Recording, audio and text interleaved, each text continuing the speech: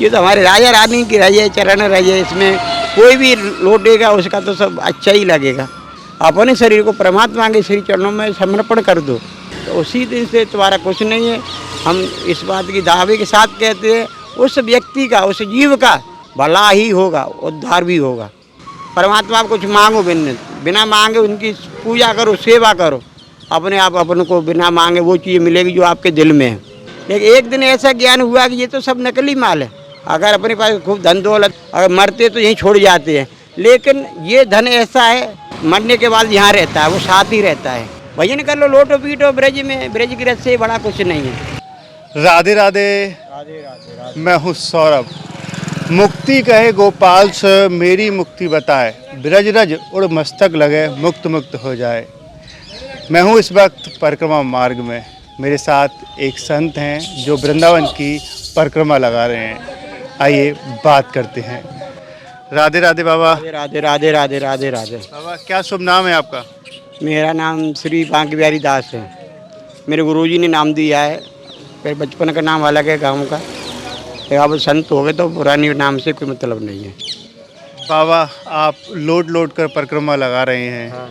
तो ये हृदय में भाव कहाँ से आया आपके? हृदय में भाव परमात्मा में लाता है।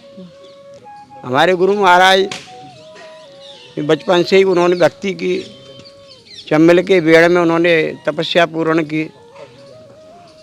उसके वहाँ पास कोई आता है तो उनको पहले पता चल जाता है कौन कहाँ से कब आ रहा है, कितने लोग आ रहे हैं।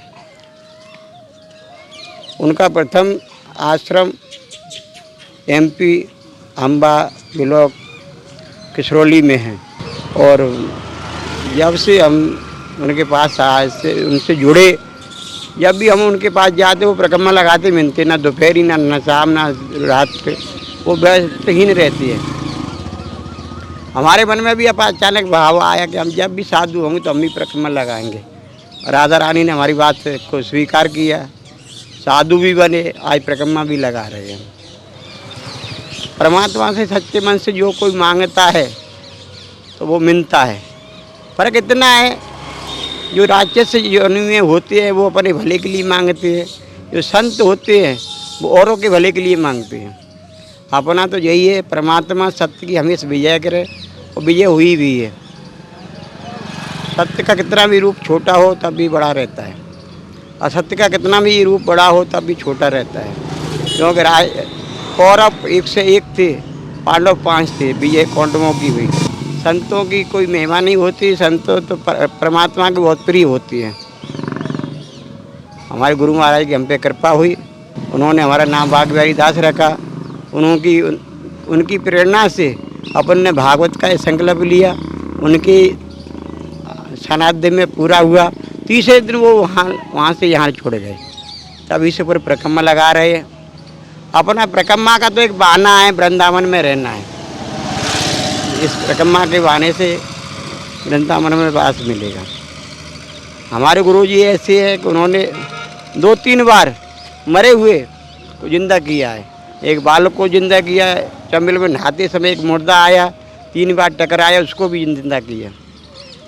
सर्पों के काटने वाले भी जिंदे हो जाते हैं उनके पास। उनका तो दूसरा स्वरूप महादेव का है। संत जितने भी हुए हैं, संतों की कृपा, संतों पर कृपा जब ही होती है जब उनकी पूरी तपस्या हो जाती है। आपके ऊपर आपके गुरुजी की कृपा हो गई, आप परिक्रमा लगा रहे हैं लोट लोट कर।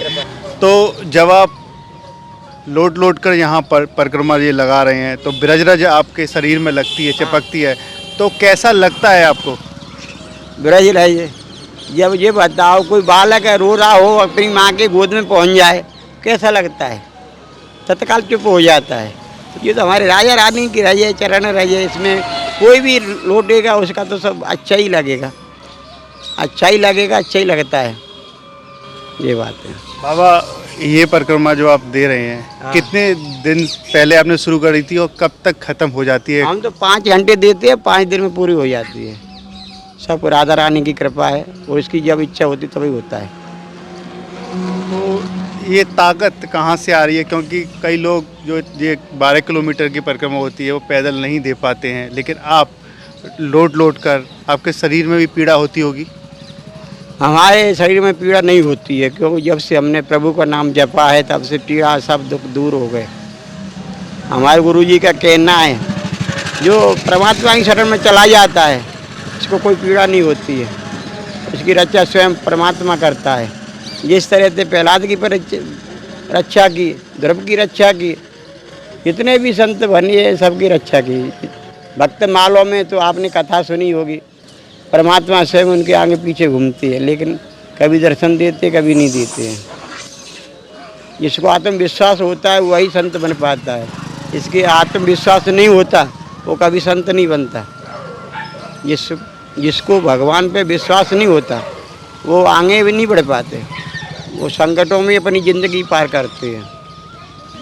बाबा आजकल हर कोई परिक्रमा देता है, पैदल दे लेता है, लेकिन उसे नियम की पता नहीं होता है कि परिक्रमा का नियम क्या होता है। कहीं भी जा रहे हैं थूक दे रहे हैं, कहीं भी जा रहे हैं कचरा फेंक देते हैं परिक्रमा में। तो कैसे उन्हें किस भाव से परिक्रमा लगानी चाहिए और कैसे इन नियमों का पालन करना चाहिए?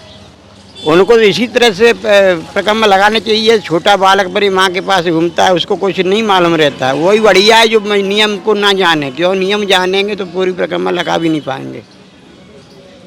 नियम का पालन हर कोई नहीं कर पाता है, नियम का पालन तो वही कर पाते, पूर्ण तपस्या पूर्ण हो जाती है, उसके बाद नियमों का पालन होते हैं, पहले नहीं कर पाते।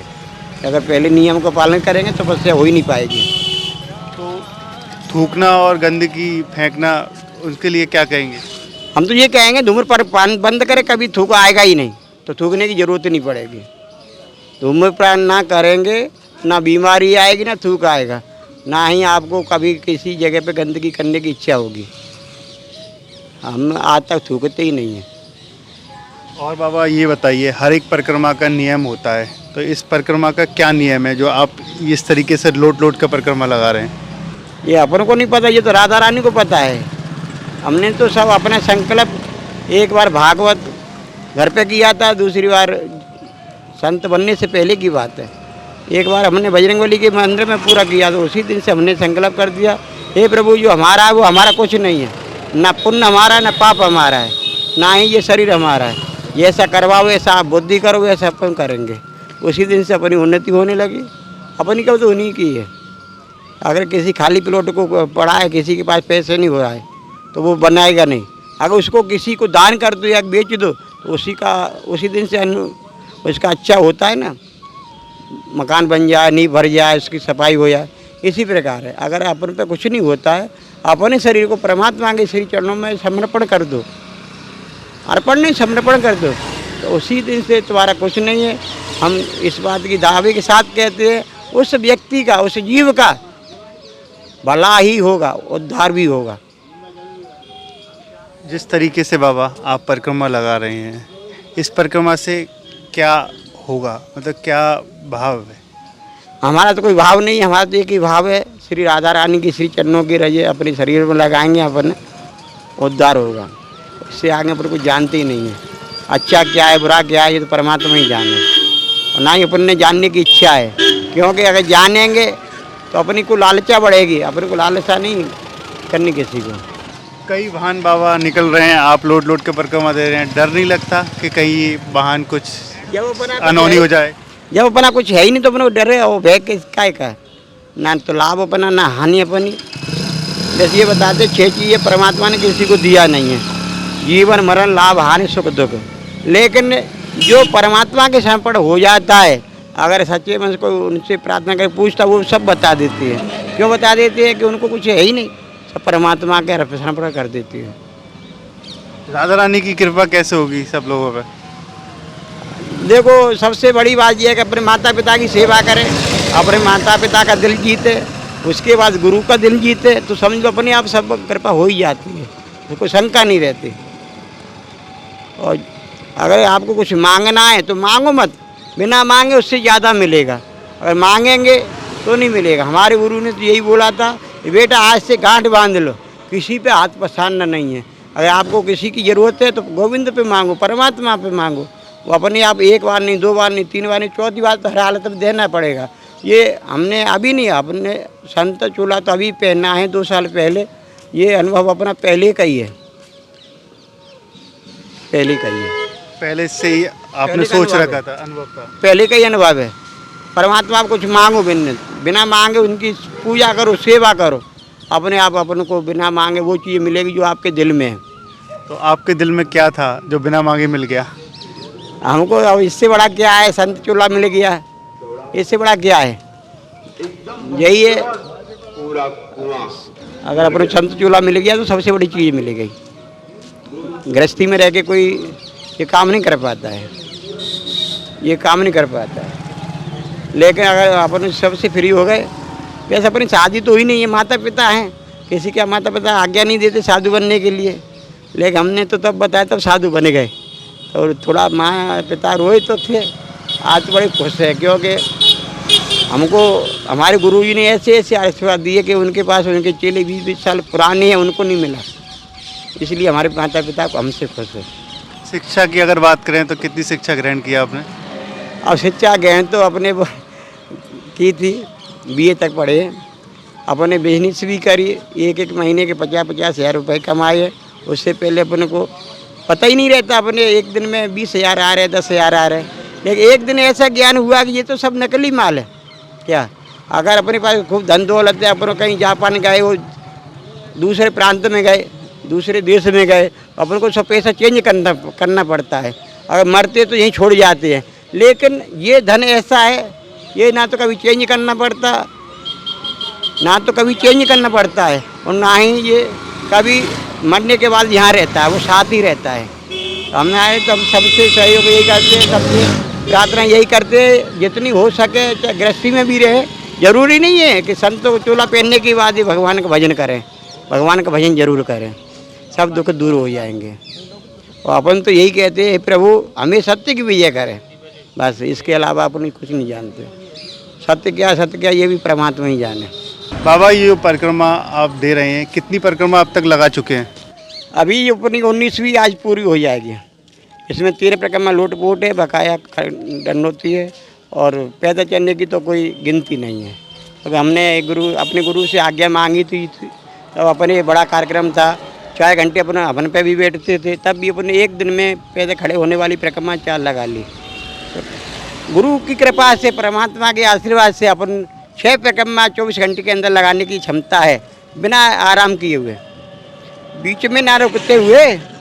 बाल भोग करने के तो रुकना पड़ेगा, कहीं पानी पीने के लिए रुकना पड़ेगा, लेकिन 6 परिक्रमा की अपनी क्षमता है।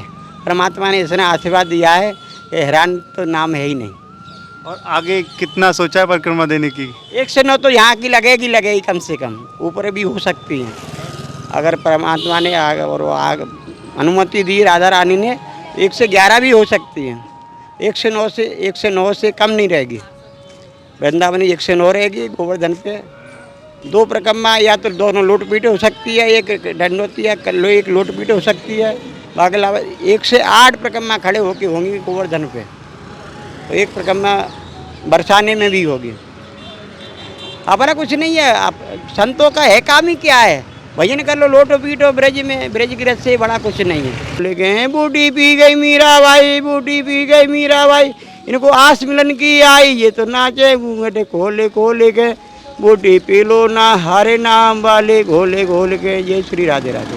राधे राधे बाबा। राधे राधे राधे। बहुत सुंदर बाबा आपने भजन गाया। आपके लिए एक छोटा सा ये तोहफा है, बांके बिहारी जी हैं और मेरो वृंदावन है। राधे राधे। राधे राधे राधे राधे। देखिए अब तक हमारे साथ रहे ये संत जो वृंदावन की एक कठिन जो परिक्रमा होती है उसे राधा रानी मन में भाव रखकर लोट कर परिक्रमा दे रहे हैं। कहते हैं कि राधा रानी की संपूर्ण कृपा है, उसी से कारण ही आज ये परिक्रमा दे रहे हैं। यहाँ पर आप देखेंगे नीचे जो रोड है वो पक्की बनी हुई है, इससे शरीर को भी क्षति पहुँचती है, लेकिन कृपा ठाकुर जी की जिस पर हो वो हर परीक्षा पास कर लेता है। उसी के भाव के साथ बाबा आज एक परिक्रमा दे रहे हैं वृंदावन की। राधे राधे।